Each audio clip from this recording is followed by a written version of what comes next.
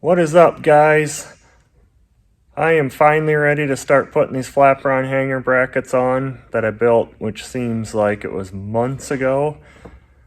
This project has taken way longer than I expected, but anyway, I got a couple small tips and tricks for you on if you're interested in putting these on. We've got all our rivets painted, screws painted. Welcome to my channel. Around here, you want something, you gotta build it. Follow along.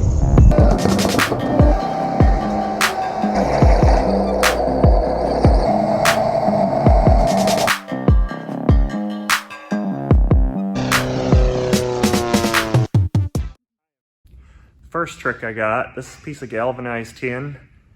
What this does is slips over here. Tape it down. Because anybody that's ever used one of these knows it can slip off the side and make a mess. So this is just good solid backing in case it does. For putting the rivets in, I've got all the holes cleaned out. I'll show you guys a little trick to getting those rivets tight before you start. Take your smallest socket. It's a 4mm.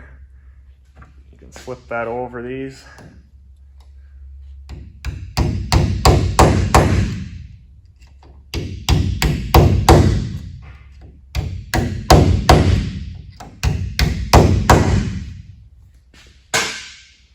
All that does is make sure that rivet is down tight when you start. Because your holes, when you drill them, you want them to almost be a press fit. If that rivet hole is a little wobbly, the rivet doesn't do what it's supposed to.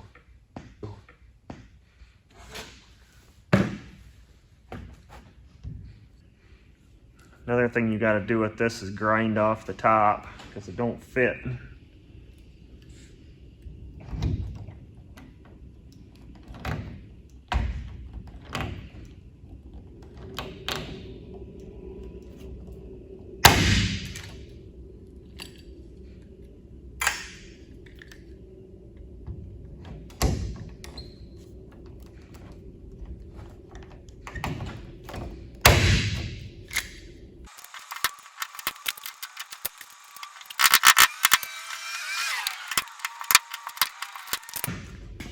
So that's all it takes to do the rivets. For the screws, what I got is a little stainless steel screw to go all the way through the bottom. I don't know why they want you to do that, but they do, so I'll do it. So I'm just about done installing these Flaperons, and I thought I'd show you guys this. I final drill the hole size long before this thing's ever covered. But just to get the paint out, you just run a reamer through it. And then you watch this. This is what you want to see. It hits the grip range and it stops. You know, like right now, I got good pressure on it. And there it just pops in. That's what you want to see. If that hole on anything on an airplane is wobbly or out of round, throw the thing away. It's junk. Start over.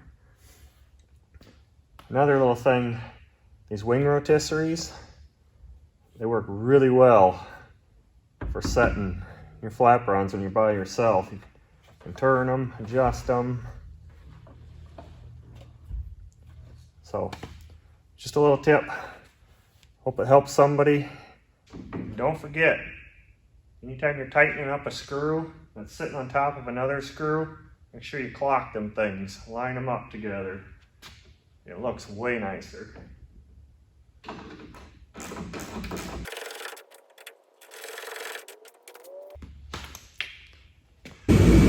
Okay, so now that we got the Flaperons mounted, my next step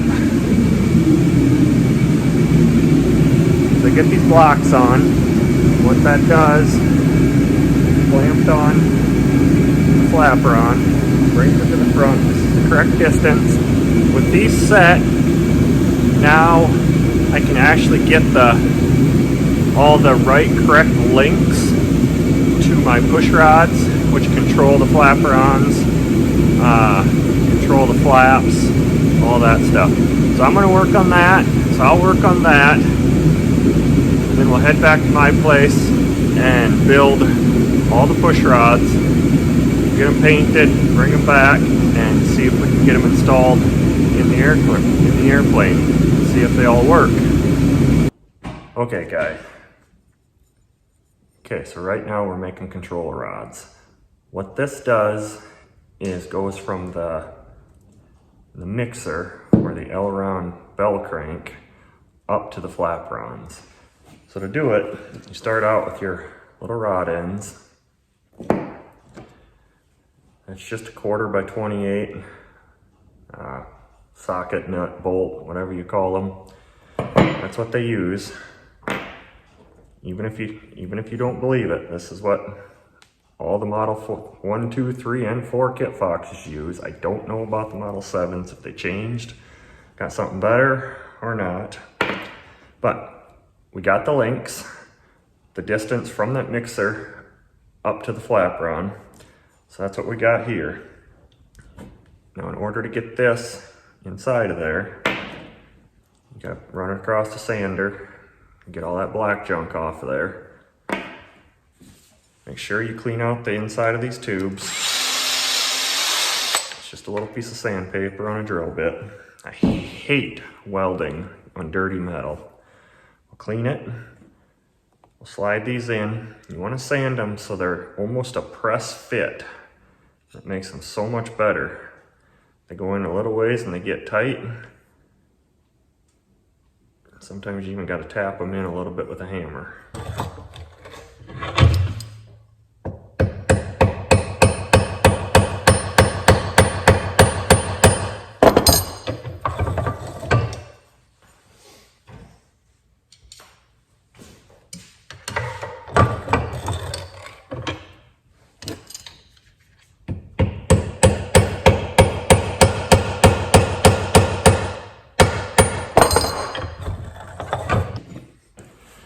Okay, so we got them slid in there. You want to leave just a little bit stick out there so you can really grab a hold of that with the welder. Now this is one of those pretty important parts. So if you don't know how to control the heat of a welder, don't try to do this. You'll end up hardening that bolt so bad it could possibly crack off. And that is not something anybody wants to see.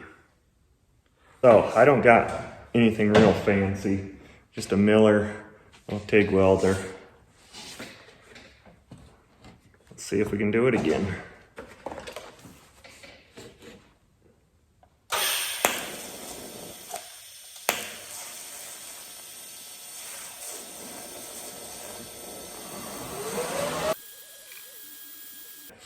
We're having a nice little TIG weld.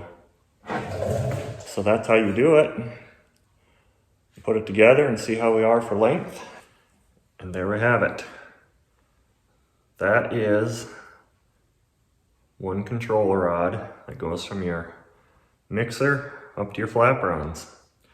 I gotta make one more of these and a flap handle, or flap push rod as well. So we'll get that done. We'll go back to the airplane, bolt them in, and see if we can get that thing rigged. So now I got the push rods all done. They're mounted, installed, tightened up. Everything is rigged. Control sticks work great.